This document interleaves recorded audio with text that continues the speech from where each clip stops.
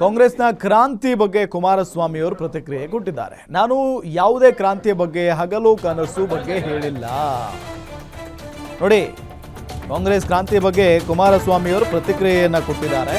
ನಾನು ಯಾವುದೇ ಕ್ರಾಂತಿ ಬಗ್ಗೆ ಆಗಲಿ ಹಗಲು ಕನಸು ಬಗ್ಗೆ ಹೇಳಿಲ್ಲ. ಯಾವುದೇ ಪಕ್ಷದ ನಾಯಕರ ತೀರ್ಮಾನದ ಬಗ್ಗೆ ಊಹಿಸೋದಕ್ಕೆ ಆಗಲ್ಲ. ಸರ್ಕಾರ 6 ತಿಂಗಳಲ್ಲೇ ಬೀಳುತ್ತೆ ಅಂತ ನಾನು ಎಲ್ಲೂ ಕೂಡ ಹೇಳಿಲ್ಲ. ಸಿಎಂ ಅವಕಾಶ ಸಿಕ್ಕಾಗ ಸಾಧ್ಯವಾದಷ್ಟು ಲೂಟಿ ಮಾಡೋದು ಅವರ ಉದ್ದೇಶ. 136 ಸ್ಥಾನ ಗಳಿಸಿ ಅಧಿಕಾರಕ್ಕೆ ಬಂದರು. ಗ್ಯಾರಂಟಿ ಬಿಟ್ಟರೆ ಅವರ ಸಾಧನೆ ಏನು?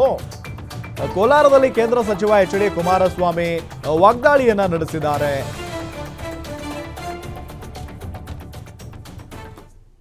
ನಾನು ಈಗಿನ ಒಂದು ರಾಜಕೀಯದ ಬೆಳವಣಿಗೆ ಏನಿದೆ, ಕಾಂಗ್ರೆಸ್ ಪಕ್ಷದಲ್ಲಿ ನಾಳೆ ಬೆಳಗ್ಗೆ ಕಿತ್ತಾಡ್ಕೊಂಡು ಸರ್ಕಾರ ಬೀಳಿಸ್ತಾರೆ ಅಂತ ನಾನೇನು ಊಹೆ ಇಟ್ಕೊಂಡಿಲ್ಲ. ನನಗೇನು ಆ ಒಂದು ಭ್ರಮೆನೂ ಇಲ್ಲ.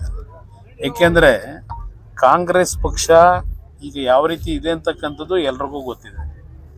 ಈ ಕರ್ನಾಟಕದಲ್ಲಿ ನಡೀತಿರತಕ್ಕಂಥ 2.5 ವರ್ಷದ ಇವರು ಮುಖ್ಯಮಂತ್ರಿಯ ಸ್ಥಾನದ ಬಗ್ಗೆನೇ ಎಲ್ಲರ ಗಮನ ಇವತ್ತೇನು ಸೆಳೀತಾ ಇದ್ದಾರೆ. ಆ ಮುಖ್ಯಮಂತ್ರಿಯ ಕುರ್ಚಿಗೆ ಎಷ್ಟೇ ಪೈಪೋಟಿಗಳಿದ್ರು ಸಿಕ್ಕದಂಥ ಅವಕಾಶವನ್ನು ಬಿಡೋದು ಬೇಡ, ಎಷ್ಟು ದೋಚಬೇಕೋ ದೋಚೋಣ ಅನ್ನೋದಕ್ಕೋಸ್ಕರವಾಗಾದರೂ ಮುಖ್ಯಮಂತ್ರಿಗಿರಿ ಸಿಗದೇ ಇದ್ದರೂ ಸಿಕ್ಕಿರತಕ್ಕಂಥದ್ರಲ್ಲೇ ಲೂಟಿ ಮಾಡೋಣ ಅಂತಕ್ಕಂಥ ಭಾವನೆ ಇಟ್ಕೊಂಡಿದ್ದಾರೆ. ಅದರಿಂದ ಸರ್ಕಾರ ಅಸುಲಭ ಹೋಗುತ್ತೆ ಅಂತ ನಾನೇನು ಅನ್ಕೊಳ್ಳಿ.